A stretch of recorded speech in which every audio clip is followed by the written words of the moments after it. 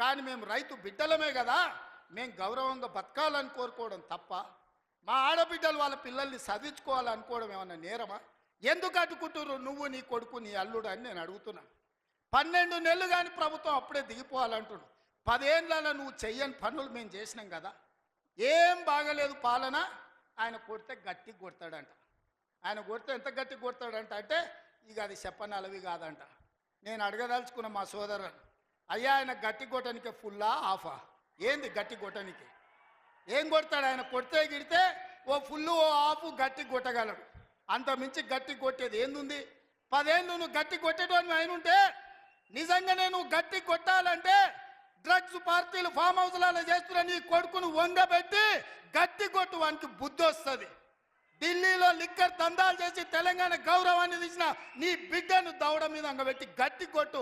తెలంగాణ పరువు తీసినందుకు గట్టి కొడితే వస్తుంది. కాళేశ్వరం పేరు మీద 1,00,000 కోట్లు మింగిన నీ అల్లుని దౌడ మీద అంగబెట్టి కొట్టు గట్టిగా. అప్పుడు వానికి బుద్ధి వస్తుంది, సిగ్గు వస్తుంది. తెలంగాణను ముంచినందుకు గట్టి కొట్టేది ఉంటే నీ ఇంట్లో కొట్టు, వాళ్ళని దారిలో పెట్టు. కాంగ్రెస్ను గట్టి కొడతా అంటే మా కాంగ్రెస్ పార్టీ కార్యకర్తలు ఊరుకుంటారా? రా, ఎంత గట్టి కొడతావో చూద్దాం.